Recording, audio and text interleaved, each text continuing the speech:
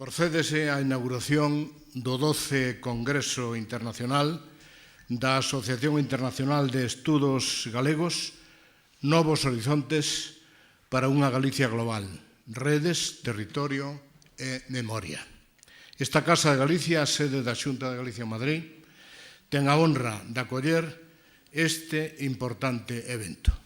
O Congreso Trianual de AIEG, o sea, Asociación Internacional de Estudos Galegos, é presidido pola profesora titular de Filoloxía Románica da Universidade Complutense, doña Carmen Mejía Ruiz, que se celebra en Madrid do 10 ao 15 de setembro coa presenza de máis de 200 especialistas en distintos campos dos estudos galegos procedentes de universidades de todo o mundo, coa pretensión de que atraia tanto as novas xeracións de investigadores como aos especialistas máis consolidados, acollendo traballos interdisciplinares e propostas innovadoras.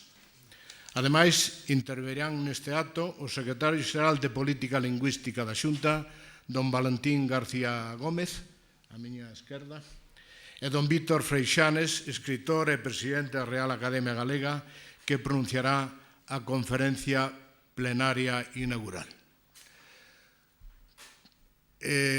Por tanto, resumindo, intervén a continuación a presidenta da AIEG, doña Carmen Mejía Ruiz, cuxa biodata paso a indicarlles. Carmen Mejía Ruiz é doutora en Filoloxía Románica e profesora titular de Filoloxía Románica da Universidade Complutense de Madrid. Dirixe o Centro de Estudos Galegos da Facultade de Filoloxía da Universidade Complutense de Madrid. Dirixe a revista de Madrigal, Revista de Estudios Gallegos, que edita a Universidade Complutense de Madrid co selo de calidade da FECIT desde xuño de 2016. É membro do Consello de Redacción da Revista de Filoloxía Románica, Revista de Lenguas e Literatura Catalana, Galega e Vasca, UNED, Ángulo Recto, Revista de Estudos sobre la Ciudad como Espacio Plural, na Universidade Complutense de Madrid, e Revista de Investigaciones Feministas, UACM, entre outras. Coordina o programa de doutoramento en Estudios Feministas e de Género do Instituto de Investigaciones Feministas de la Universidade Complutense de Madrid. É presidenta da Asociación Internacional de Estudos Galegos desde abril de 2015. Destacan as seguintes monografías: Transculturalidade e iberismo en las literaturas ibéricas, Viajes, ciudades, poesía y exilios, Florencia Cesati, 2016, Dos vidas y un exilio, Ramón de Valenzuela y María Victoria Villaverde, Estudio y antología, Madrid, Editorial Complutense, 2011. El Oriente maravilloso y exótico, Dos relatos de viajes en Bucarest, Cartea Universitaria 2007, da que é coautora. É especialista no estudo da poesía galega comparada coa poesía peninsular, a literatura de viaxes, o exilio e a búsqueda da identidade, así como na literatura escrita por mulleres. Imparte docencia no Máster de Estudios Literarios da Facultade de Filoloxía da Universidade Complutense de Madrid sobre o exilio e a búsqueda de identidade, e no Máster de Xénero do Instituto de Investigacións Feministas da Universidade Complutense de Madrid sobre arte e literatura, desde a perspectiva de xénero, así como no grau de turismo sobre literatura de viaxes. Premio Pedrón de Honra da Fundación Pedrón de Ouro, xunio 2016, Dama de Honor da Orden de Vieira, en marzo 2018. Seguidamente, doña Carmen Mejía presenta a don Víctor Freixanes, presidente da Real Academia Galega, que pronunciará a súa conferencia. Bos días a todos.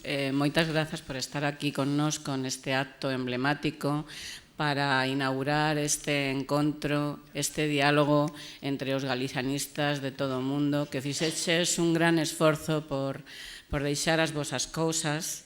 Agora vexo a Débora Campos, que ven da Argentina, entre outras xentes.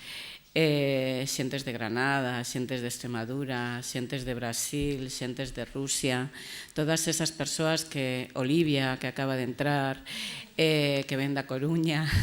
Ben, moitísimas grazas a todos vos por estar aquí, por participar neste encontro que, como dixo o director da Casa de Galicia, caracterízase por la interdisciplinariedade e o diálogo, e queremos fundamentalmente que todos vos, os novos e os investigadores consolidados, teñamos ou teñades a posibilidade de intercambiar as vosas investigacións, as vosas preocupacións, que non sexa o típico congreso de dou a miña comunicación, voume correndo, sino imos facer un pouco, bueno, queremos facer convivencia, queremos estar entre amigos e que vos sintades na vosa casa, tanto aquí nesta casa de acollida, que sempre tan xenerosamente nos abre as portas, como na Universidade Complutense de Madrid e logo no Ateneo de Madrid o venres.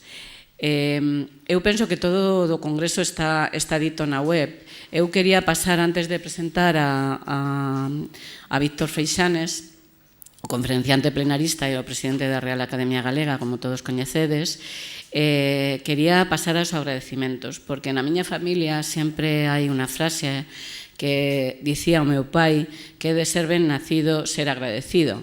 Entón, vou seguir coa dinámica da miña familia e vou facer os agradecementos protocolarios, pero non protocolarios, sino sinceros. Entón, en primeiro lugar, como dixen, estar aquí con vos é un placer para iniciar esta semana de diálogo entre todos os participantes deste Congreso Internacional de Estudos Galegos da asociación que eu presido. Teño que agradecer, sobre todo, en primeiro lugar, a Casa de Galicia e a José Ramón Ónega, o seu director, o delegado da Xunta en Madrid, a súa garimosa acollida, e a Ramón Jiménez a ayuda que nos brindou en todo momento por levar a cabo esta inauguración. Ao secretario xeral de Política Lingüística do Valentín García e Anxo Lorenzo, que non pode estar con nós, da Secretaría Xeral de Cultura, que, como sempre, apoiaron con entusiasmo e confianza todos os nosos proxectos e as nosas propostas. Moitas grazas aos dous. Ao decano da Facultade de Filoloxía, don Eugenio Luján, que non puido estar aquí, estaba convidado, pero non tiña outro compromiso, o apoio que desde que fixemos a proposta desta directiva en Bos Aires, apoiou a iniciativa de realizar este congreso na Facultade de Filoloxía. Como sabedes, está ali o Centro de Estudos Galegos de Madrid. A José Manuel García Vázquez, que tamén está aquí con nós hoxe, esta mañá, director de Encuentros Complutense, a axuda solicitada e o apoio incondicional a este congreso, e a Darío Moral, que nos abriu este camiño. A Miguel Losada, que fixo posible que a clausura poida realizarse no Ateneo de Madrid, o venres, espazo emblemático da cultura galega en Madrid, que, como sabedes, Celso Emilio Ferreiro foi presidente da Cátedra de Estudos Galegos no Ateneo de Madrid, e queremos que todos vos coñezades esa casa. Ao Consello da Cultura Galega, a Ramón Villares, que non sei se non está aquí, pero vai chegar, porque o mércores ten que dar unha plenaria, por creer en nós. A Real Academia Galega e ao seu presidente, o presidente da Real, o profesor e escritor Víctor Freixanes, por acompañarnos nesta aventura. A todos os membros da directiva actual da AIEG polo seu apoio incondicional, que sempre o tiven, e un agradecemento especial a quen xa coñecedes todos, a Ricardo Pichel, que é o pilar deste encontro, como moi ben sabedes vos. E tamén un agradecemento especial á lectora actual do Centro de Estudos Galegos, a máis nova deste congreso, por estar sempre e por axudarnos nesta organización. E, por suposto, a todos vos por deixar as aventuras cotiás e dedicar o voso tempo a estar aquí, que espero, ademais, que responda este congreso ás vosas expectativas. E teño unha súplica que facervos e que espero que me concedades. Se calquera cousa non vai, por favor, non poñades chatas ao noso traballo, como que diría Castelao, botarnos unha man para que o diálogo e a amizade sexan os emblemas, as máximas destes días. Espero de todo corazón que vos encontredes ben en Madrid e non teñades reparos en pedirnos axudas. Estamos ao voso dispor. E agora vou presentar, non, José Ramón? Sí. Vou pasar a presentar a don Víctor Freixanes para logo despois da conferencia o don Valentín García fará a clausura deste acto. Bueno, de Víctor Freixanes eu non vou facer unha presentación protocolaria, porque a min Víctor Freixanes doume, el non sabe nada de todo o que vou a dicir, por lo tanto, é como se el non estivera nesta mesa. Cando eu, hai moitos anos, máis de 30 anos, comecei cos estudos de literatura galega, era moi nova, casi tan nova como Paula, non, un pouco menos nova. Pero cando eu empecé daquela, despois de defender a miña tese, que non tiña nada que ver cos estudos galegos, así é o Departamento de Filoloxía Románica da Universidade Complutense, tive a posibilidade de escoller varias asignaturas no nocturno de 9 a 10 da noite, luns, mércores, vernes e xoves. Ninguén quería dar clases nese momento, a máis nova quería. Entón, eu comecei dando clases de lengua e literatura catalana, lengua e literatura galega, literatura portuguesa en relación coa española. Moi ben, ano 86. Pero daquela eu tiña un referente fundamental para comenzar a preparar as miñas clases. Eu non tiña manuais, solamente estaba o manual de Carballo Calero e as poucas cousas que estaban na revista Grial. Ben, atopei un libro maravilloso que acaba de reeditarse en Galaxia, que é Unha dúcia de galegos, de Freixanes, que era moi novo tamén cando el fixo ese estudio. Para mí nese estudio era fundamental, foi o pilar das miñas clases, porque eu coñecí na cultura galega a través de Carballo Calero e Víctor Freixanes, e logo os poucos estudos que ian saendo, pero daquela non había prácticamente nada. O meu manual de lingua galega, porque son autodidacta, era Galego 1, 2 e 3 do ILGA. Non había máis. Ademais, outra cosa interesante é que cando eu fun a Santiago a tomar clases de galego e non había clases de galego. Tiven que dar con unha estudante de galego para poder falar galego. No ILGA en agosto. Unha tola, rapaza tola, vai en agosto a ver quen pode darlle clases de galego. Ninguén. Evidentemente, en agosto todo o mundo está de vacaciones e non había clases. Pero a todo isto, Víctor Freixanes, con ese libro, Unha dúcia de galegos, que eu vos recomendo que vallades a él, porque reeditouse en Galaxia o ano pasado, Víctor, creo. É un libro fundamental. Están todas as figuras máis emblemáticas da cultura galega daquela. Víctor Freixanes, que a min abriume as portas á cultura galega sin que el o soubera, vai ser un escritor moi recoñecido. E nas miñas aulas, os alumnos tiñan que ler O triángulo inscrito na circunferencia, que é unha obra magistral, unha obra enorme. E sempre que queixábanse, é moi longa, bueno, pero terminaban encantados. El ten o Enxoval da Noiva, premios, todos eles recibiron nas obras distintos premios, o Enxoval da Novia, o Triángulo escrito na circunferencia, A cidade dos Césares, unha novela que a mí encantoume, e agora, bueno, entre outras, e agora recentemente publicou O Cabalo de Ouros. Como sabedes, el tamén foi director da editorial Galaxia, antes estivo aquí en Madrid, en Anaya, Víctor, en Anaya, bueno, toda a súa trayectoria está moi ben sellada, todo o que é o galicianismo, a cultura galega sempre comprometido, sempre facendo actos para apoiar aos novos e para que saian xentes co interese pola cultura gallega. Agora, actualmente, o presidente da Real Academia Galega, eu penso que é un cargo moi merecido, que a Academia Galega está en moi boas manos desde a miña perspectiva, a pesar de toda a polémica que surdiu nun momento determinado. Pois ben, esta é a miña presentación. Eu penso que Víctor vai facer unha conferencia inesquecible que chamase, onde está o título da conferencia de Víctor? Aquí está, O desafío do século, a lingua e cultura galegas perante as novas tecnoloxías da comunicación. Bos días a todos e a todas.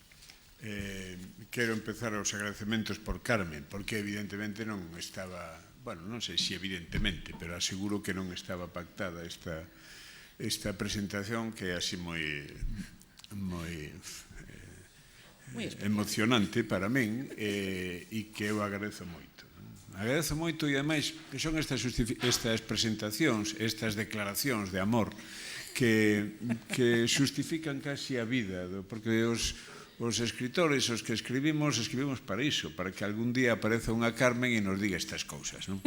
O resto é fume que leva o vento.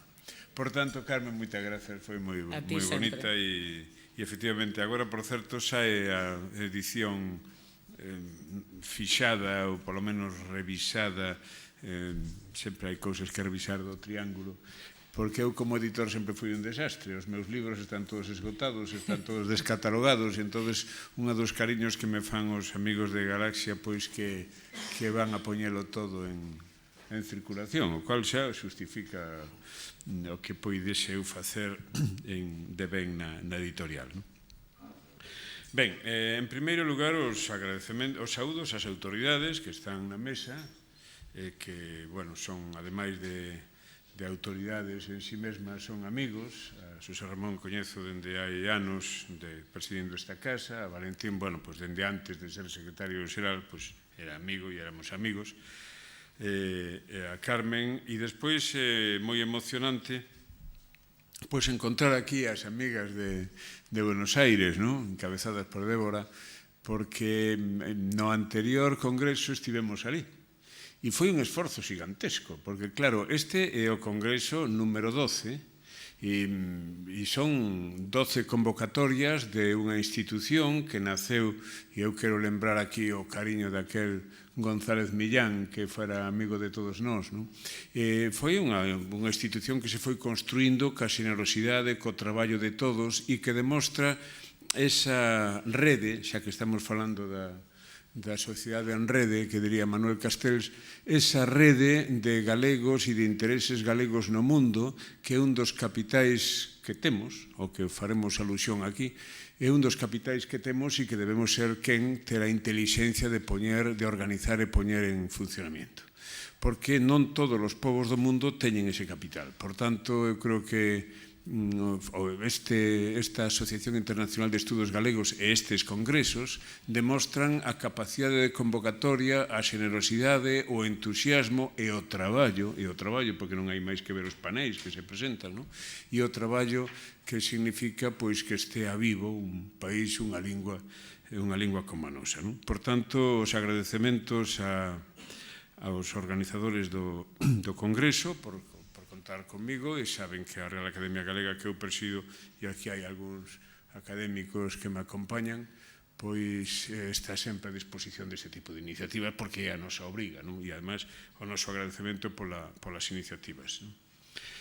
Ben, pois pareceme especialmente intelixente e oportuno, e entro xa na miña intervención, o tema que nesta edición escolleron os responsables da Asociación Internacional de Estudos Galegos para reunir especialistas e interesados arredor da realidade presente e, sobre todo, da realidade futura da lingua e a cultura galega, ben entrados na segunda década do século XXI e anunciándose a terceira, novos horizontes para unha Galicia global, redes, territorio e memoria. O título da conferencia, ou da convocatoria, perdón, o título da convocatoria amosa de seu importantes suxestións, materia de reflexión e debate que ben xustifica o desenvolvemento de liñas de investigación máis demoradas e de liñas de investigación futuras.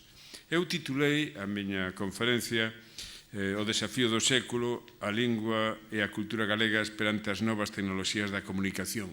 E vaya por diante que esta intervención que construo dende a lingua e a cultura necesariamente acabará falando de política e de economía, porque a cultura non é un adorno, senón un activo fundamental para o desenvolvemento de calquera sociedade. E o idioma non é un conxunto de fonemas, sintagmas ou pronomes mellor ou peor colocados. A lingua é a sociedade que fala.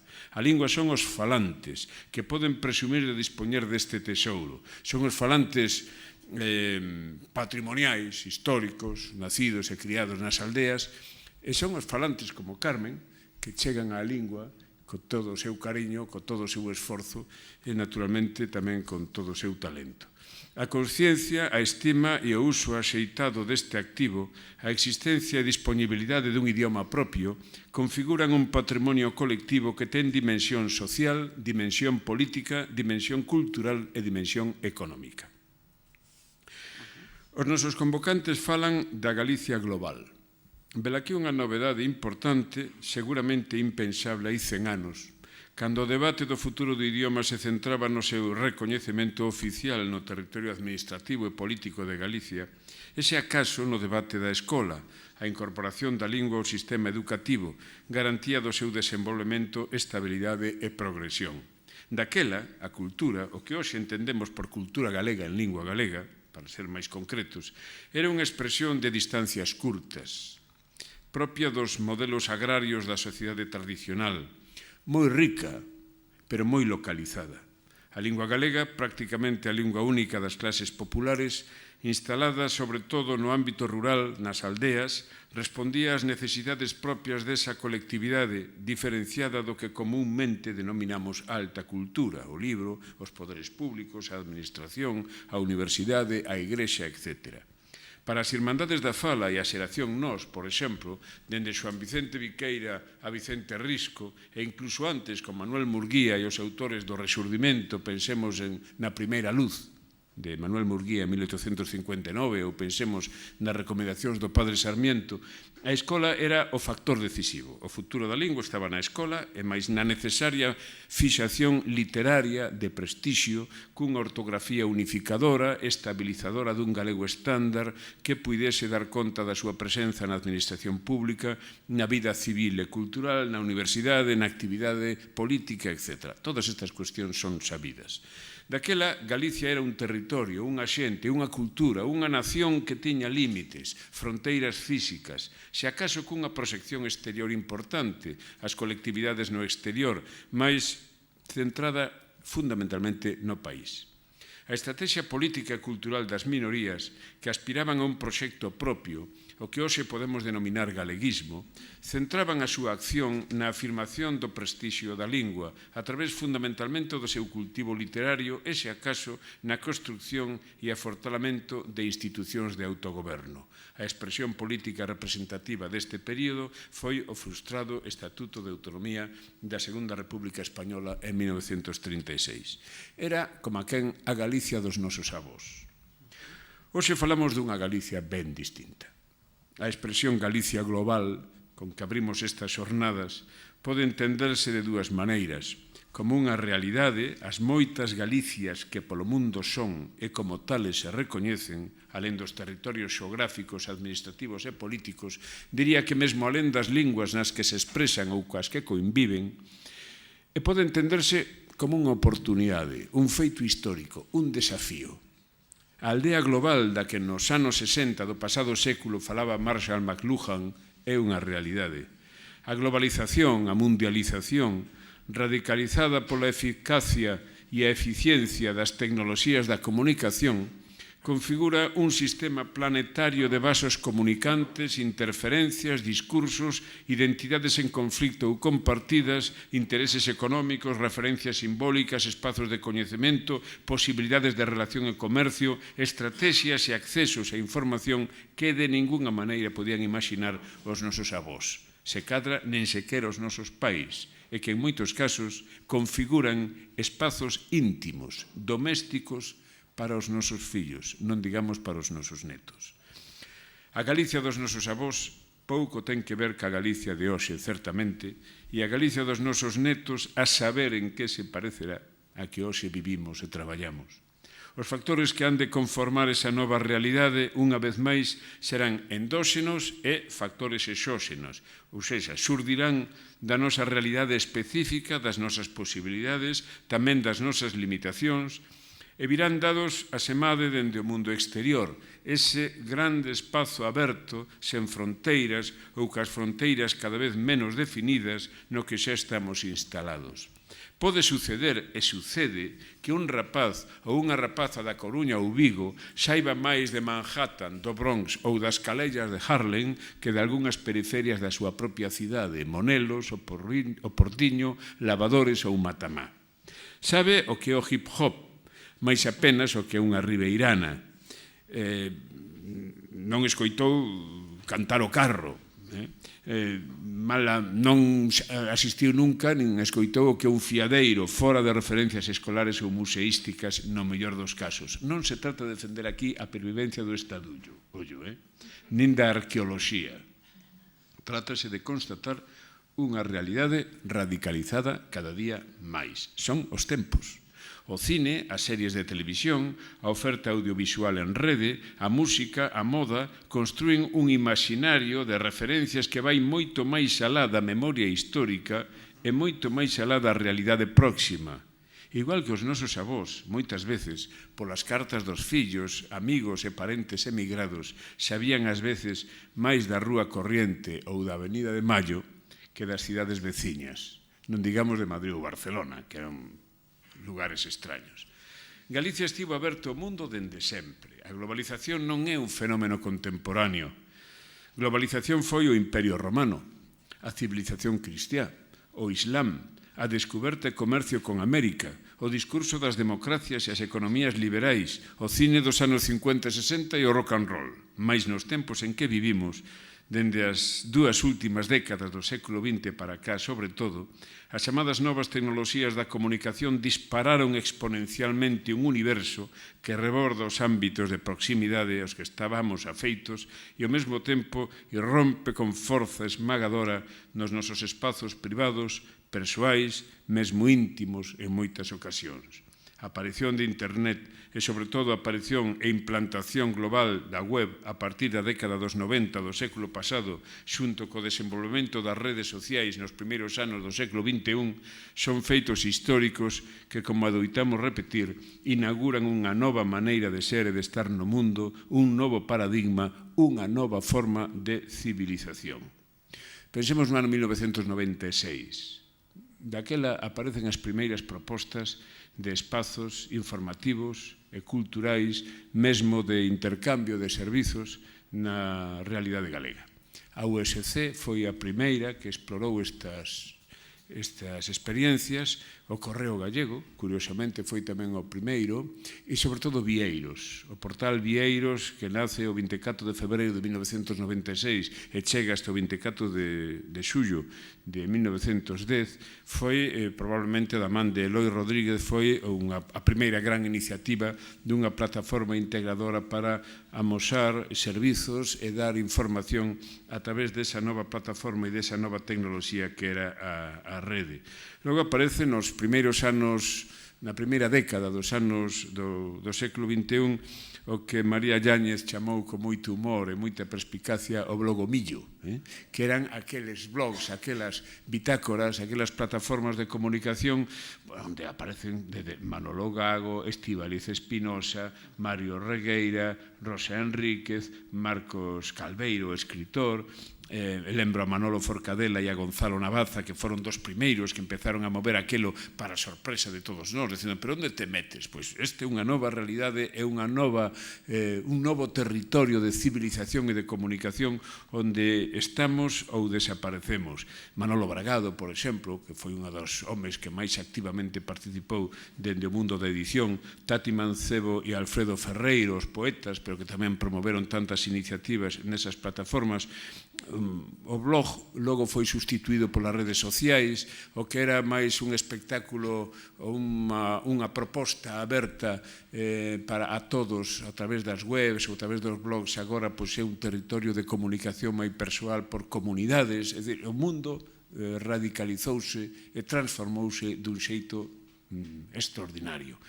Eu podo dar conta, por exemplo, da miña primeira experiencia na rede. Ano 1995, 1996, estaba eu aquí en Madrid, dirixindo a Alianza Editorial e o Grupo Anaya, como decía moi ben Carmen.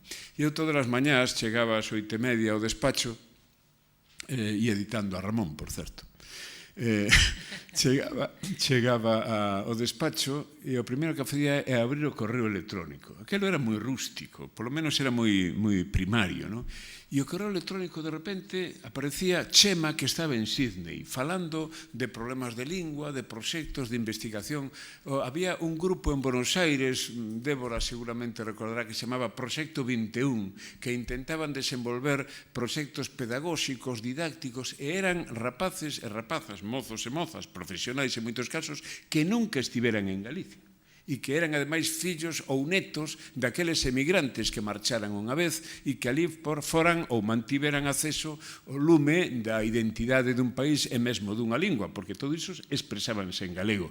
Lembro un grupo de Sao Paulo, lembro o grupo de Nova York, que era moi importante xa naquel momento, e aí estaba González Millán e todos os amigos, pero bueno, había outra moita xente. Por exemplo, na Universidade de Fordham de Nova York había un grupo moi activo.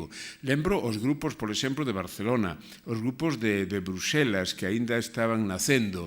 É dicir, había un mundo que non tiña nada que ver co Calvario, nin con lavadores, nin ca Praza da Constitución, nin ca Rúa de Rosalía de Castro, onde eu vivía en Vigo.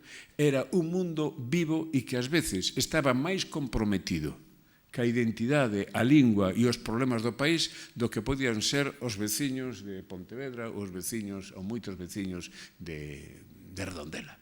Por poñer exemplos próximos a min naqueles momentos. É dicir, había unha Galicia que existía, que estaba alén de nós e que por primeira vez na historia podía comunicarse en tempo real a través de todos eses mecanismos.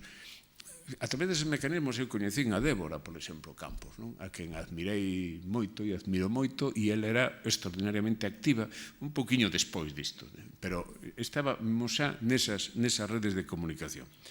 Pois ben, a pregunta é: que posibilidades ten unha cultura e unha lingua como a nosa nesta realidade? Este é o desafío e a formulación básica destas xornadas da Asociación Internacional de Estudos Galegos, e felicito pola escolleita do título e as propostas. Os homes e mulleres das Irmandades da Fala, iniciativa histórica que ven de cumprir 100 anos, crían na forza educativa e socializadora da escola. Instalemos a lingua galega na escola, anunciaban, e mudaremos radicalmente a realidade a prol da recuperación do uso e dignidade do idioma. Porén, dende hai tempo sabemos que a escola é un factor, igual que a familia, sen dúbida moi importante, mas non é o único, nen sequera é o decisivo. A gran máquina da comunicación e os contidos simbólicos, as industrias e o comercio do lecer e o entretemento en todas as súas manifestacións, o consumo de masas, o poderío das grandes plataformas informativas transnacionais que traballan a prol de intereses propios, construen de cote a visión que temos do mundo. Conforman os nosos valores, deseñan a nosa axenda vital e, naturalmente, impoñen as súas regras que, as máis das veces, veñen ditadas pola lei do negocio, as razóns do poder e os intereses da economía. As xeracións máis novas, os nenos e as nenas, sobre todo, son as máis vulnerables. Un rapaz ou unha rapaza deste século bota máis horas diante dunha pantalla de produtos audiovisuais, televisor, videoxogos, ficción, contidos publicitarios, que falando cos seus pais ou cos seus profesores. Están botadas as contas, non as estou inventando eu. 5 horas diarias de televisión, a xente nova, contra unha media de 4 horas no conxunto da sociedade. 5 horas diarias incluídos festivos, porque a xente tende a aparcar os nenos onde estiven na casa dun amigo. Teñan unhas nenas pequenas. As nenas daban a lata. Entón, o primeiro que se lle ocurriu foi encender a televisión co canal de dibujos animados. Toma. Entón, instalounas aí e as nenas quedaron absolutamente fagocitadas por aquelas propostas que non tiñan nada que ver, nin sequera co entorno, estábamos en Madrid, nin sequera co entorno próximo madrileño naqueles viven. Non falamos de outras plataformas. As relacións persoais entre a mocidade dende moi cedo empezan a establecerse a través de redes e pantallas, en moitas ocasións con risco grave de dependencia, manipulación e comunicación.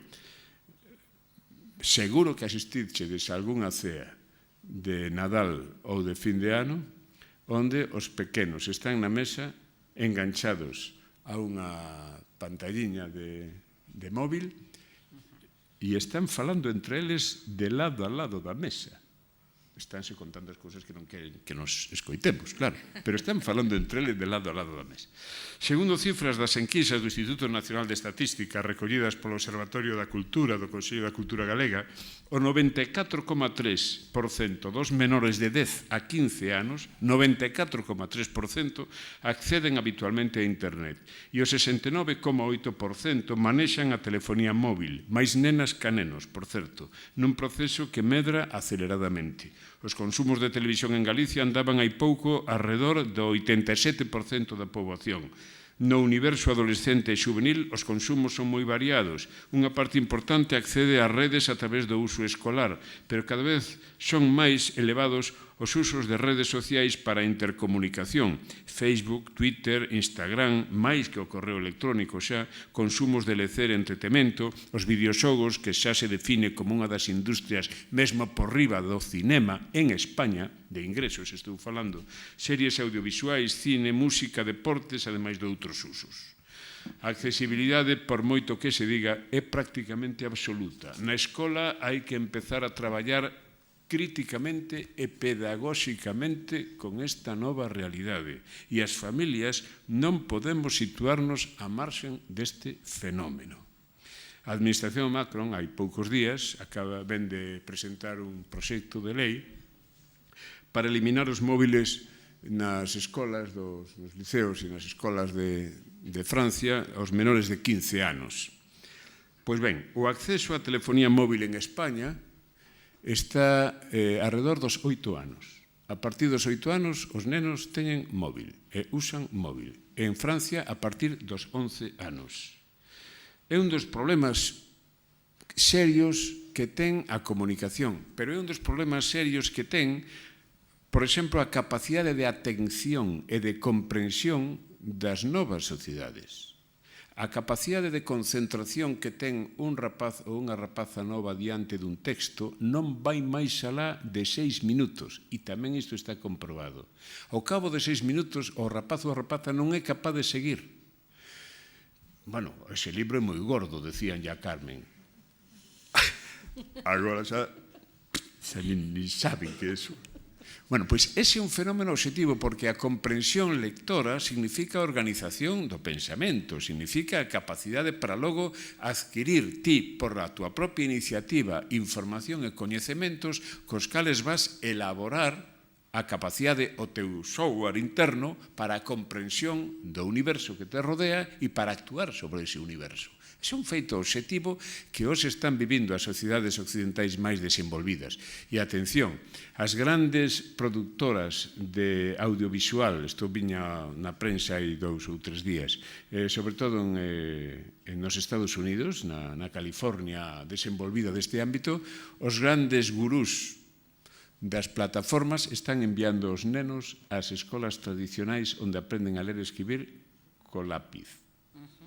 Por qué? Porque danse de conta de que a organización do pensamento e do cerebro nesas primeiras idades é fundamental facela dunha determinada maneira.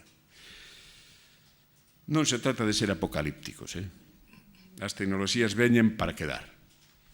E a revolución tecnolóxica, non só na comunicación, senón noutros moitos ámbitos, significou un paso cuantitativo e cualitativo xigantesco a prol do confort e do benestar das sociedades e das persoas. É un feito indiscutible.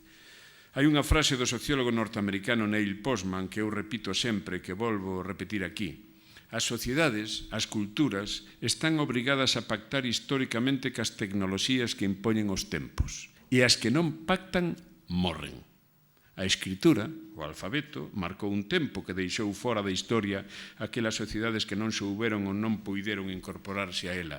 Outro sí, a imprenta de Gutenberg, a revolución do libro, dos medios impresos a partir do século XV, a revolución audiovisual, fotografía, cine, radio e televisión e a revolución do transporte de sinal a distancia, telégrafo, telefonía e satélites supuxeron un salto cualitativo que ten a súa expresión máis significativa na revolución digital, as computadoras, o PC, o portátil, internet, a telefonía móvil, as redes sociais. Cada innovación tecnolóxica presenta un desafío e quen non se incorpora a ese salto queda fora do sistema, ou queda fora da historia, por decirlo en términos clásicos. Ollado dende unha perspectiva tradicional, para moitos constitúe un problema, unha ameaza, na medida en que desestabiliza o modelo. Enxergado dende outra perspectiva, constitúe un desafío, polas mesmas razóns, porque cuestiona e desestabiliza o modelo e ao mesmo tempo abre novas perspectivas, novas expectativas, novas oportunidades. A cuestión é se temos ou se estamos en condicións de aproveitar esas novas oportunidades. Hai anos, promovido por instancias oficiais e patrocinado por varias institucións financeiras galegas, deseñouse un proxecto de reflexión e prospectiva de futuro no que tiven a honra de participar, no meu caso, no ámbito das novas tecnoloxías e as sociedades do coñecemento, nun capítulo que coordinaba, por certo, o profesor Terceiro Lomba, de quen editáramos aquela Sociedade Digital no ano 1996. Terceiro Lomba, que é galego, de Santiago de Compostela, que é catedrático aquí en Madrid.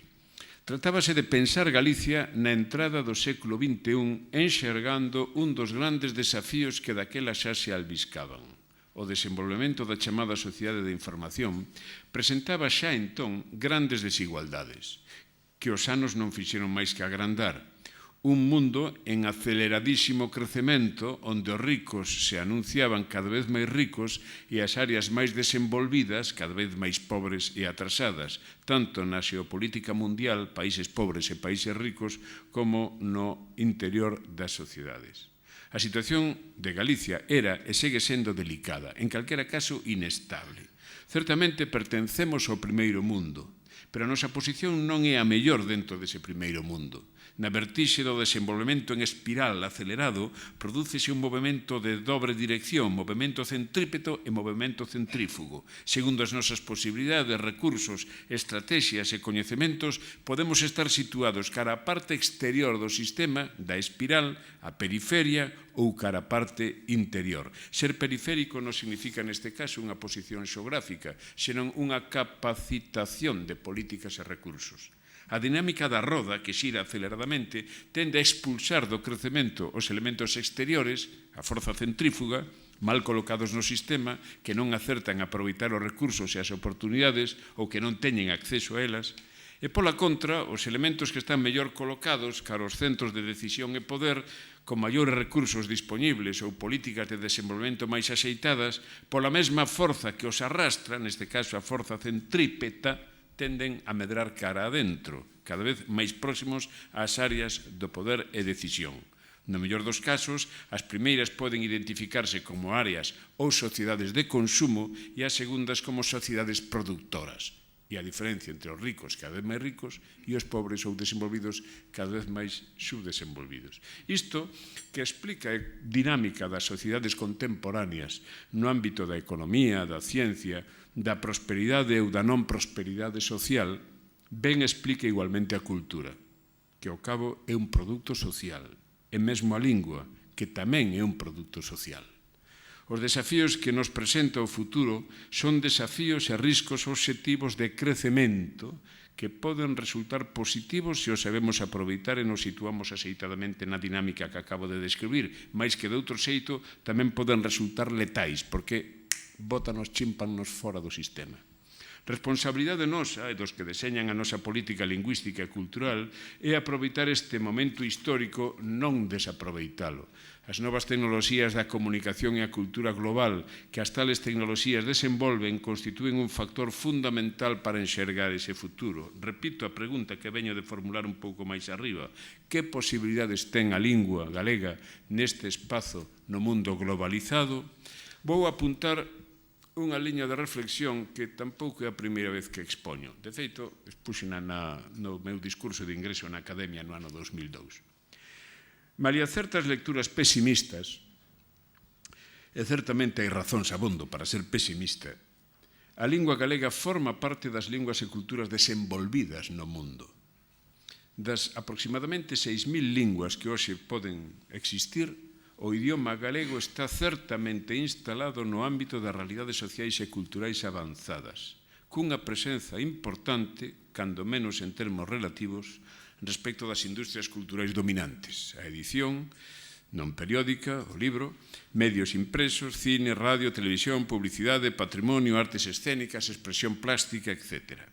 Poderíamos estar mellor, deberíamos estar mellor, consonte a nosa condición de sociedade desenvolvida europea. Mais tamén vimos de onde vimos. Os nosos avós apenas tiñan opción neste asunto. E nos datos que hai anos achegaba a UNESCO, por poñer un exemplo, figuramos entre as 20 primeiras linguas con presenza en Internet, contra 6.000. Como acabo de decir, o dato debe relativizarse. Unha cousa é o inglés, por exemplo, e outra cousa as linguas africanas ou amerindias, en sendo todas linguas, algunhas con poboación falante moi por riba da nosa. Pero é un dato que expresa a nosa posición estratégica.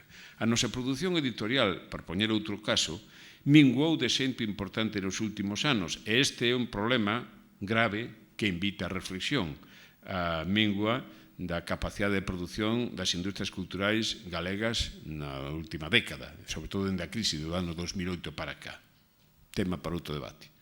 Pero a industria editorial, musical, escénica, plástica, cinematográfica sigue sendo unha realidade que non se estragou e dispoñemos de recursos que podemos utilizar. Vou facer para rematar unha ollada optimista. Eu teño a teoría de que o pesimismo é reaccionario. Entón vou facer unha lectura optimista. Hai que cargar a pila, compañeiros e compañeiras. A Galicia de hoxe, a situación da lingua galega, a lingua galega vive, por decirlo de alguna maneira, unha crise de crecemento. O que os nosos pais chamarían un medrío.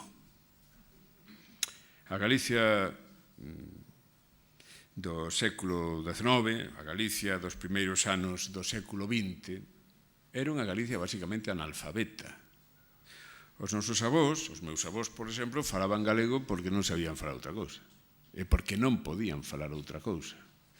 E os que saían das aldeas e marchaban para a guerra de África, como foi o caso do meu avó, e aprendían a ler, a escribir e a falar en castelán, nunca máis volvían ao galego porque para eles o galego era o atraso, a pobreza, a miseria, incluso, isto é palabras do meu avó, decía, filliño, é unha lingua de escravos.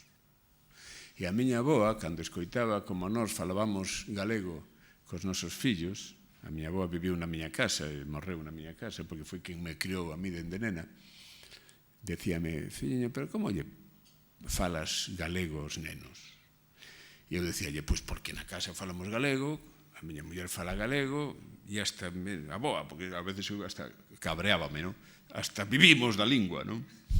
E ela me decía, mira, rapaz, as cousas malas apréndense sollas.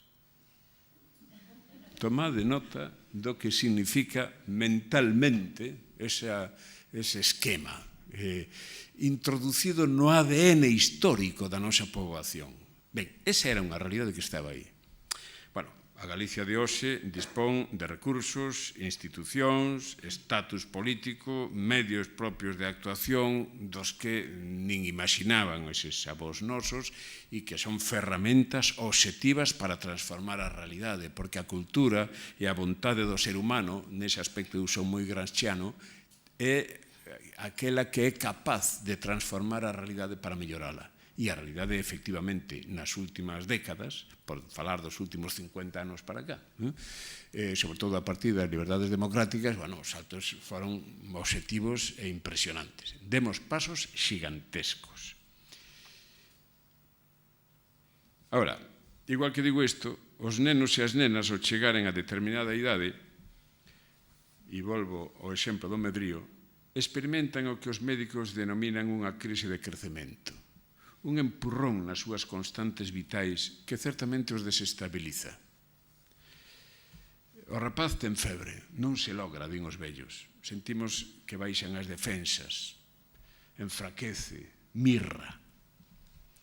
Mais se supera ese período, o corpo sai máis fortalecido, tal que un chimpo cualitativo cara adiante sai máis home ou máis muller. Ora ben, Ese período delicado de medrío debe ser atendido, diagnosticado, apoiado médicamente e mesmo farmacolóxicamente para que o empurrón que debilita as defensas non castigue ou deixen tan garañada a criatura, pois mesmo pode matala. Sen atención médica, sen recursos sanitarios e farmacolóxicos, sen vitaminas, sen políticas axeitadas, sen recursos económicos e de planificación, deberíamos decir no noso caso, a criatura, a lingua, pode quedar no camiño. É certo que hai un salto cualitativo no crecemento do idioma. No crecemento cualitativo, non cuantitativo, pero a min o crecemento cuantitativo preocúpame moito menos, porque hai unha poboación bella que está esmorecendo e que está marchando. A mí o que me preocupan son os novos. E nos novos temos conquistas obxectivas, pero ademais das nosas carencias, das nosos erros, das nosas limitacións, respecto da política que podemos facer con eles, temos ese mundo da mundialización, da globalización, das novas tecnoloxías de consumos e de comunicación ás que facía referencia antes, que son as que están impoñendo o modelo e a realidade. E é diante das cales temos que ser capaces de analizar, posicionarnos e actuar. Creo que a imaxe do medrío pareceme axeitada, con todos os riscos que significa que no camiño pode quedarse a criatura.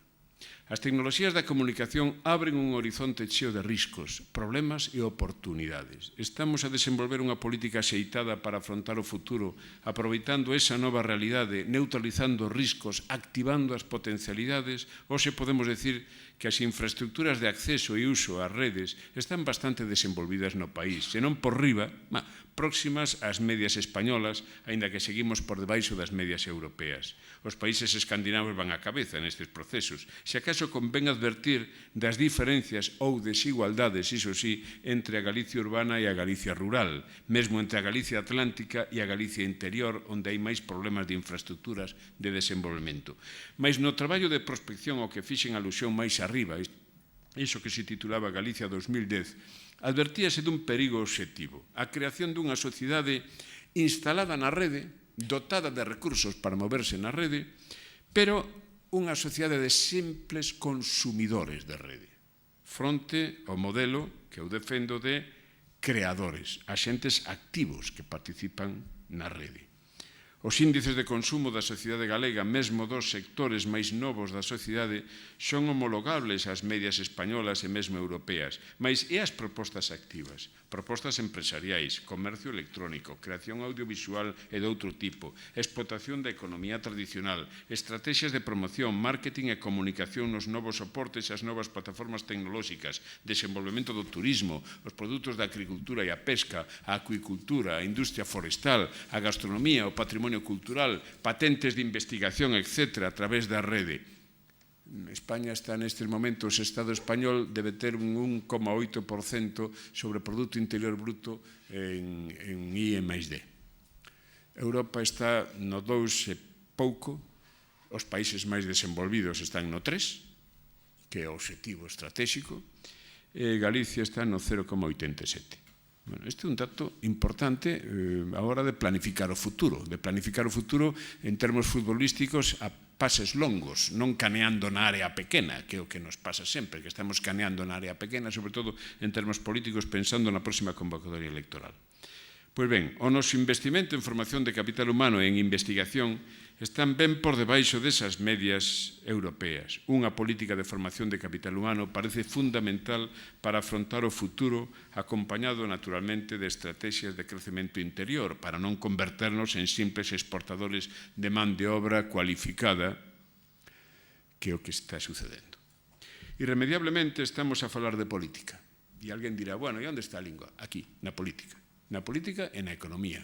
Un país que medra e que ten excedentes económicos para poder ser consciente do seu futuro e do seu desenvolvemento é un país que defende a súa propia identidade e os seus propios valores, entre eles o valor da lingua. Un país que está vivindo sempre de prestado, pedindo que os de fora o axuden porque se sinte sin forzas e inseguro diante dese futuro, é un país que non ten posibilidades de defender nada e que non considera nada. As cousas malas apréndense xoias, cando se aprende. Pois irremediablemente estamos a falar de política porque, como dixemos ao primeiro desta intervención, a cultura e a lingua son feitos sociais e xa que logo deben ser abordados con estrategias sociais, que son estrategias políticas. Entre 60 e 70.000 estudantes configuran hoxe o mapa universitario galego, un pouco menos de os 100.000 que había na época de máis crecemento. Un rapaz ou unha rapaza da Galicia deste século, que, como dixen antes, xa non é a Galicia dos nosos avós, formado nas aulas universitarias, viaxado, sen complexos, dispón nestes momentos de ferramentas de comunicación de extraordinaria importancia que debemos considerar e sobre as que debemos traballar. En primeiro lugar, dispón dunha lingua propia, lingua de identidade, lingua de marca, din os sociólogos da comunicación e os economistas, lingua que nos sitúa no mundo e cualifica os nosos produtos que, lóxicamente, han ser de calidade e competitivos. Esa lingua marca é a lingua galega. Etiquetar en galego, por exemplo, equivale a decir que existimos, cuestión fundamental no ámbito da globalización que tende a uniformizalo todo, produtos iguais, de produción masiva para públicos masivos e o servizo da rendibilidade máxima.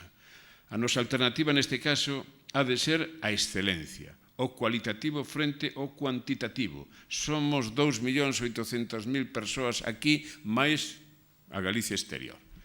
Pero, bueno, non somos chineses, nin somos o ámbito da lingua inglesa, nin sequer o ámbito da lingua española, da que falarei agora. Se algunha posibilidade temos, e temos moitas, atendendo os nosos produtos e capacidades, a ser sempre dende esta posición, potenciar e cuidar o distinto, profundizar na identidade do propio, que é a posición de valor engadido na economía e nos produtos culturais que dialogan no mercado a través da economía. Produtos culturais son a edición, o cinema, o audiovisual, as artes escénicas, o deseño, as artes plásticas, a música, o patrimonio, a gastronomía, o turismo. Todo iso son produtos culturais, pero tamén a investigación, as patentes que as nosas universidades sexan capaces de presentar no mundo. E todo iso pode e debe levar unha marca diferenciadora como valor engadido. A lingua galega é unha lingua non local, e isto é importante. O coñecemento culto desta lingua con moi pouco esforzo instálanos na comunicación e na relación con varios centos de millóns de habitantes, as áreas da lusofonía en Europa, América, África e mesmo en algúns lugares do continente asiático. Esta é tamén unha política de redes que compre traballar. E temos moitos complexos e moitas limitacións. A lingua galega non é unha lingua local. A lingua galega forma parte e participa dun espazo histórico común ao que non debemos renunciar. Isto non quer decir que teñamos que diluirnos noutros sistemas, por ricos ou próximos que parezan, non. Sería renunciar á diferenciación cualitativa que defendo na miña intervención. Non podemos deixar de ser o que somos, entre outras razóns porque, como tamén dixen antes, a lingua son os falantes e a realidade da lingua é a realidade das persoas que a falan e a transmiten como un valor de seu no que se recoñecen. Mais Brasil, Portugal, Angola ou Mozambique, espazos económicos cheos de posibilidades, son realidades obxectivas que a historia pon á nosa disposición e que hoxe estamos en condicións de aproveitar, fomentando as relacións e potenciando a calidade do discurso e dos produtos propios. O galego é útil tamén porque agranda espazos alén do seu propio territorio e algunhas institucións estamos traballando nesta dirección. Ao mesmo tempo dispoñemos dunha lingua irmá, que non é unha lingua inimiga, o castelán, que nos relaciona con outros miles de millóns de falantes. Engadámoslle o inglés como lingua de uso, autoestrada da comunicación, como o latín foi no seu tempo, e máis o coñecemento e destreza das linguas e tecnoloxías digitais, e teremos unha xeración de mozos e mozas extraordinariamente ben situada, xeoestratégicamente extraordinariamente ben situados. E aínda podemos falar de outra rede, e non me vou estender, a rede dos que están fora. Debemos falar desa rede humana dos galegos. A Xunta de Galicia falaba, eu non sei se é certa esta cifra, pero unha cifra que se manexou oficialmente, de 10 millóns de fillos ou netos, primeira, segunda, terceira xeración, no mundo que se recoñecen como galegos. 10 millóns é unha inmensidade. E eses galegos non están agora, non marcharon como seus avós ou bisavós cunha man diante e outra detrás, pobriños, a traballar como podían nas cousas máis humildes, senón que hoxe forman parte das estruturas de poder económico, cultural, político, incluso de moitos países. E son galegos, tamén son argentinos, tamén son mexicanos, tamén son brasileiros, tamén son uruguayos, pero son galegos e séntense como tales. Ese é un capital inmenso que creo que políticamente non está aproveitado. Como non é a primeira vez, e algúns que están nesta sala coñecen o meu discurso, pois repito agora, esas tamén son redes non tecnolóxicas, pero son redes de capital humano que nos deberíamos saber deseñar e aproveitar. A par disto, lóxicamente, temos que desenvolver a creatividade propia, a explotación dos nosos recursos de xeito moderno, con capacidade para competir, para defender esa marca de identidade que facía referencia a liñas antes.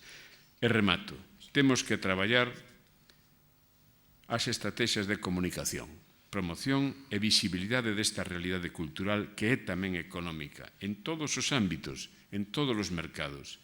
Temos que profundar no que se denominan as industrias creativas, é dicir, a incorporación da cultura á imaginación, o I+D e a comunicación, a economía tradicional tanto na reelaboración dos produtos como nas estrategias de comunicación dos mesmos. Temos que pensar na ciencia e na tecnoloxía como parte dese discurso cultural e, polo tanto, como eixos fundamentais para o desenvolvemento. En definitiva, temos que abrirnos e lanzarnos cara adiante para superar esta crise de medrío. Mais con políticas aceitadas e con recursos que prioricen esas liñas de traballo. E aquí onde deberíamos asumir unha profunda autocrítica. Autocrítica como sociedade, cada un de nós, autocrítica dende a industria privada, que non pode mirar para outro lado, porque a industria privada galega é a típica de decir, a ver que veñen as subvencións para ver se resolve os problemas, e logo cando veñen os beneficios ninguén quere saber de nada. Dende as institucións universitarias, dende as institucións culturais, que eu represento aquí, e, por suporto, dende as institucións políticas que nos representan e teñen a responsabilidade da planificación e o goberno, pois elas dispoñen da administración dos nosos recursos. Necesitamos un proxecto colectivo, integrador, sen descalificacións nin sectarismos, que relance a ilusión dunha sociedade que quere medrarse en complexos, afirmada na súa identidade que é o mesmo que defender a marca da propia riqueza, un lugar no mundo, tamén un lugar nas economías do mundo. Espallar esta idea, a lingua como valor social, político e económico, a lingua e a cultura como activos sociais e económicos, non como adornos, non como eses santos que sacamos de paseo o día do patrón e agochamos logo no rocho. Entender a lingua como un patrimonio común, cunha concepción aberta, non cerrada, non endogámica, avivando as súas posibilidades de relación con outras realidades sociais e culturais e aproveitando mesmo esas outras Galicias espalladas polo mundo, o lobby dos galegos, que como tales se recoñecen, é un dos grandes tesouros dos que pode dispoñer unha sociedade. É unha oportunidade extraordinaria que nos dá a historia para superar tempos de debalo e de adversidade, posto que chegamos até aquí, vencendo eses desafíos históricos dos que falaba Postman. Estamos no libro, estamos nas publicacións periódicas, estamos na radio, estamos na televisión, estamos no mundo digital, posto que chegamos aquí, non imos ser quen de continuar. As novas tecnoloxías da comunicación neste inmenso territorio aberto, a aldea global que describía McLuhan, constituyen unha oportunidade que non deberíamos desaproveitar. Moitas gracias.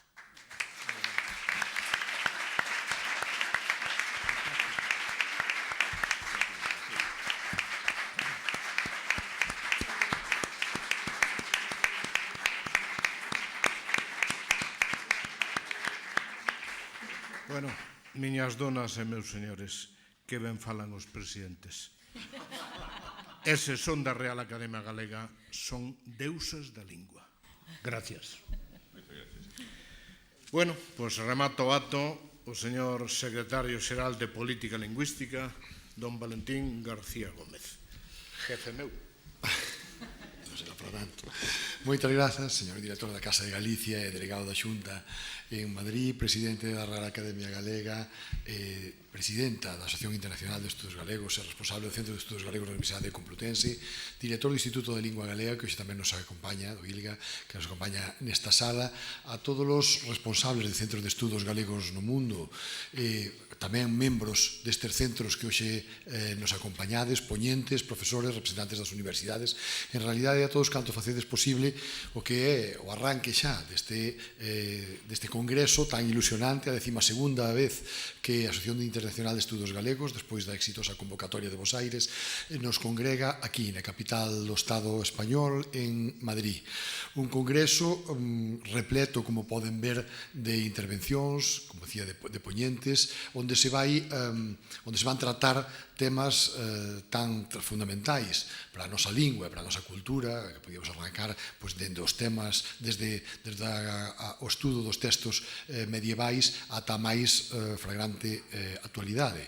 Redes, territorio, memoria, cuestións tamén que teñen que ver co tratamento de xénero na nosa lingua, tamén aspectos que teñen que ver coa sociolingüística actual dunha lingua que, como acaba de decir don Víctor Freixanes na súa radiante conferencia, na súa intervención tan luminosa e que tanto nos achega ou tanto nos recorda ese recordo tan necesario e actualizado que sempre temos que ter da nosa lingua, pois de onde vimos, que é o que temos neste momento, ata onde, ou cara a onde pretendemos chegar, ou para onde deberíamos pretender chegar, non? Cales serían os nosos obxectivos.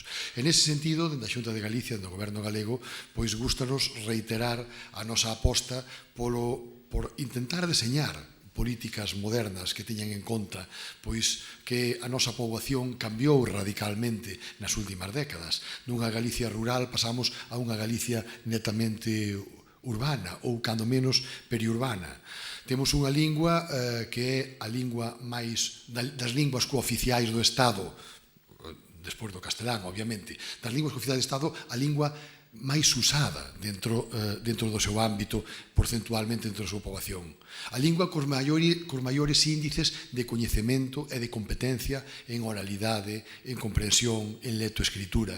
Temos unha lingua, polo tanto, cunha fortaleza en canto ao seu coñecemento, en canto ao seu uso evidente, pero tamén con serias ameazas. Temos unha lingua na que a nosa xuventude, que sabe falar, escribir e ler o galego mellor que nunca na nosa historia, pois ten serios problemas a hora de utilizala.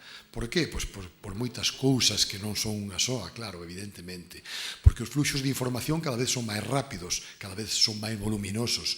Porque o acceso á telefonía móvil, como acaba de decir Víctor Freixanes, témola datada en Galicia a partir dos 8 anos. O cal é unha ventaxa social. Evidentemente, hoxe, calquera familia podemos saber cando o noso neno ou nena chega á escola e cando sae. Iso, evidentemente, é unha vantaxe para a nosa sociedade, para a sociedade actual, pero tamén unha sociedade que nos permite ver aos nosos nenos e nosas nenas estar facendo unha videoconferencia cunha amiga de Nova Zelanda falando en inglés cando están almorzando un día da semana na cociña das nosas casas. Evidentemente, esa urbanización, ese paulatino cosmopolitismo ao que temos acceso ten moitísimas ventaxas, abre o pobo galego ao mundo como non estivo aberto nunca, pero tamén marca serios cambios dentro da nosa lingua. Eu sempre poño algúns exemplos. Cando Eduardo Pondal escribía para as mociñas da Coruña que abandonasen as severas falas de Castela e que falasen galego na Coruña, eu sempre digo que sería porque na Coruña xa hai 200 anos non se falaba moito galego. Ou cando dona Emilia Pardo Bazán nos dicía que un dos problemas que tiña o galego era que os que o defendían non o escribían. Estas marcas sociolingüísticas de hai tantos anos válenos, como decía Víctor, para saber de onde vimos, pero tamén, evidentemente, para constatar que eses cambios da nosa sociedade nos levan nos obrigan, sobre todo os que nos tocan neste momento de ostentar responsabilidades públicas, a deseñar políticas da actualidade, políticas modernas que fagan o posible para que nas redes, para que nesas videoconferencias, para que nesas lugares que emanan lingua e que emanan tendencia, o comercio, a industria, o deporte, as redes sociais, o Instagram, o Facebook, o Twitter, haxa cada vez máis presencia do galego, cando menos o galego ocupe a posición relevante que nos gustaría que ocupasen. É certo que nos queda moitísimo que facer, pero tamén é certo que non debemos conceder nin un só minuto ao desalento. É certo tamén que cada vez a lingua e a cultura galegas despertan máis interese no mundo. Esa parte tan importante que para nós é a proxección exterior, en a que vos ocupades todas e todos un lugar tan importante, estratégico para nós neste momento, pois ten que ser a oportunidade e ten que ser a constatación de que cada vez nos chamen de máis lugares para poder saber como teñen que facer para poder acceder a coñecer máis a nosa lingua e a nosa cultura. Nese sentido, estamos facendo un esforzo importante porque a formación, por exemplo, a formación de adultos, os cursos CELGA, se poidan xa realizar en liña. O CELGA 4 comezou xa neste curso, no vindeiro teremos tamén xa o CELGA 3 e o CELGA 1 que os temos operativos. Tamén para que se poidan impartir clases de lingua e cultura galegas por de Nova Zelanda ata Alaska ou ata Santa Bárbara, ou moitos dos exemplos que vexo aquí, Rusia, Argentina, Estados Unidos, Polonia, Italia, tantos e tantas que hoxe vos xuntades aquí, que vos temos que agradecer enormemente o grande esforzo que estades facendo, porque isto non é fácil facelo en Galicia, se non é fácil facelo en Madrid, non é nada difícil facernos unha composición de lugar. O que ten que ser ensinar lingua galega nas grandes universidades norteamericanas, por exemplo, que cada vez son máis. O mes vindeiro tenemos un congreso de galicianistas en Denver, en Colorado, no que tamén se vai consolidando paulatinamente ano a ano esa importancia, por exemplo, que os estudos galegos están despertando nun país tan grande, con universidades tan consolidadas e co volumen de Estados Unidos, por exemplo. E iso para nós ten que ser un acicate para seguir traballando, para seguir intensificando estas políticas, estas accións que cada vez teñen que ser, como tamén decía Freixanes antes, cada vez máis coordinadas. Nisto temos que estar todos. Galicia é necesario en calquera país, pero máis nun país de 2.700.000 habitantes, onde xa temos moita máis xente que se considera galega fora da nosa Galicia territorial, nesa Galicia eterna que é a Galicia da diáspora, e que constitúe tamén outra gran oportunidade para nós. Temos moitísimo que seguir traballando. Temos ámbitos como, por exemplo, o da industria e o comercio, o ámbito socioeconómico, no que deseñamos un plan para desenvolver ese sector 4 do Plan Xeral de Normalización Lingüística. Estamos traballando agora no plan de xuventude, da mocidade da xuventude, outra gran asignatura pendente que tenemos neste momento para que falen galego os que viven en áreas onde normalmente xa se usa, para que o falen tamén os que están nesa etapa das medras que nos falaba antes Víctor, e que están nese momento vital, trascendental, para saber se decantan por falar unha lingua ou outra, porque o galego tamén ten que ser a lingua dos afectos, ten que ser a lingua do deporte, ten que ser a lingua do tempo de ocio e do lecer, ten que ser a lingua dos espectáculos tamén de masas en Galicia. Hoxe en día o galego presenta grandes fortalezas no ámbito cultural, no ámbito das artes escénicas, por exemplo, no ámbito xa tamén audiovisual, no ámbito educativo, porque levamos moito tempo traballando neles, porque tamén é certo que cando se comeza unha fase de normalización dun idioma, normalmente empézase por estas áreas. Pero hoxe temos que pensar xa en que os produtos etiquetados en galego e que cada vez saen máis cada exportación, teñen que seguir, por exemplo, por poñervos un exemplo, do sector, dentro do sector agroalimentario, o que nos pasou coa produción do viño, que leva a marca Galicia por moitísimos lugares do mundo, que se expandiu e medrou moitísimo nos últimos anos, e hoxe en día o 70% do viño producido en Galicia está xa etiquetado en galego. Un de cada 5 litros de viño producido en Galicia vai dedicado xa á exportación, o que nos permite facer unha pequena composición do lugar de aonde somos capaces de chegar, se somos quen de ver que a lingua galega marca proximidade, marca denominación de orixe, marca calidade de produto. E todo isto ten que estar, evidentemente, tamén encardinado dentro dun soporte académico, dun soporte intelectual, dun soporte político, evidentemente, que lle dé a cobertura a todo isto e que lle explique aos produtores e ás produtoras, que lle explique aos empresarios, que lle explique aos dramaturgos, que lle explique aos profesores, que lle explique a toda a inmensa corte de galegos e de galegas que estades polo mundo, de que a nosa lingua é unha lingua que desperta moitísimos afectos, que é a lingua tamén de algo tan misterioso e masivo e espiritual como o Camiño de Santiago, que a lingua dese Finisterre no que temos algunhas das paisaxes ou algunhas das componentes humanas máis afectivamente máis atraíntes para que cada vez medre o número de visitantes que se achegan a Galicia ano a ano. Que a lingua galega forme parte dese pequeno botín que podemos poñer a disposición dos que nos visitan. E vos sodes unha parte fundamental, sodes os embaixadores, sodes os nosos comerciais fora da Galicia territorial. Sodes os que en moitísimos lugares onde se están formando aquelas persoas que o día de mañá terán postos de responsabilidade, que ocuparán un papel fundamental dentro das súas sociedades, moitas veces moi distante, como dicía eu, desde os centros de estudos galegos que estades en Italia, os que están en Hungría, ou os que están en América Latina.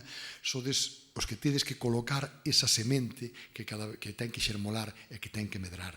Temos a responsabilidade, todos e todas, dende a Casa de Galicia en Madrid, aos centros de estudos galegos das nosas universidades, e a todos aqueles e aquelas que sen estar en centros de estudos galegos de universidades que xa son cada vez máis, os que no ensino medio e ensino primario incluso nos piden materiais, nos piden poñer a disposición nas redes material didáctico para poder achegar a nosa lingua e a nosa cultura a persoas cada vez máis distantes, tanto xeográfico como culturalmente de nós, facerlles posible todo isto. Para nós é unha alta responsabilidade que evidentemente desenvolveremos con luces e con sombras, como todo mundo. Non hai quen goberne sen equivocarse, pero podedes ter a confirmación, podedes ter a seguridade de que na Secretaría Xeral de Política Lingüística na Xunta de Galicia sempre teredes, como sabedes a maior parte dos que somos atopades nesta sala, ese lugar onde atopar un sitio onde coordinar, onde enviar, onde alentar, onde animar e onde apoiar na medida que os recursos sempre limitados nos son posibles, pois as vosas accións polo mundo adiante. Polo tanto, agradecer nesta miña xa última parte da intervención en primeiro lugar a implicación da Asociación Internacional de Estudos Galegos, unha rede necesaria e imprescindible para fundamentar esas alicerces da nosa cultura e da nosa lingua. O traballo feito polo equipo de Carmen Mejía nesta edición nun congreso moi completo, como dicía ao principio da miña intervención, onde durante 5 días se estará acumulado de sesións, de charlas, de intervencións, de mesas redondas nas que debateremos, en as que nos atoparemos para falar e da que xurdirán seguro moitísimos proxectos que teñan que ver co futuro inmediato da lingua e da que nos poidamos nutrir as institucións que temos responsabilidade nela e tamén, como non, un lugar para atoparnos, para falar, para intercambiar esas experiencias cada vez máis útiles a hora de transportalas, a hora de facer eses enxertos tan necesarios dun lugar a outros por distantes que estean como sempre. Cada vez somos máis os que e as que queremos máis galego no mundo, máis galego en Galicia tamén. Nesa Galicia que cambiou tanto, pero que tamén agora sen complexos e cada vez cunha maior concienciación por parte da poboación, por parte da nosa cidadanía. Ao final, a verdadeira dona e señora da nosa lingua cunha concienciación cada vez, como digo, mellor do que é da importancia de ter unha lingua, de ter unha sociedade prácticamente monolingüe en galego, como a figura da avoa de Víctor ou de calquera das avoas dos que estamos aquí. Temos unha sociedade que cada vez se desenvolve en máis linguas, cada vez que ten máis contacto con máis linguas do mundo, pero que cada vez tamén ten máis conciencia do valor da súa lingua propia. Ninguén cuestiona en Galicia hoxe que a lingua propia de Galicia é o galego. Ninguén pode decir que esa lingua hai que poñela en valor e que temos que ensinala polo mundo adiante porque, como digo, é un dos grandes diamantes que temos ahora dos moitos que temos, pero quizás máis importante a hora de facer atractivo o noso país para as culturas distantes. Nada máis. Moitísimas grazas a Casa de Galicia, Asociación Internacional de Estudos Galegos. Carme, reiterar o agradecemento a ti e a todo o teu equipo, que somos conscientes do inmenso traballo que levades facendo de naito tempo para que todo saia ben. Seguro que vai ser así, e para que hoxe poidamos declarar aberto este 12º Congreso Novos Horizontes para unha Galicia global, redes, territorio e memoria. Nada máis, moitas grazas e moi boas.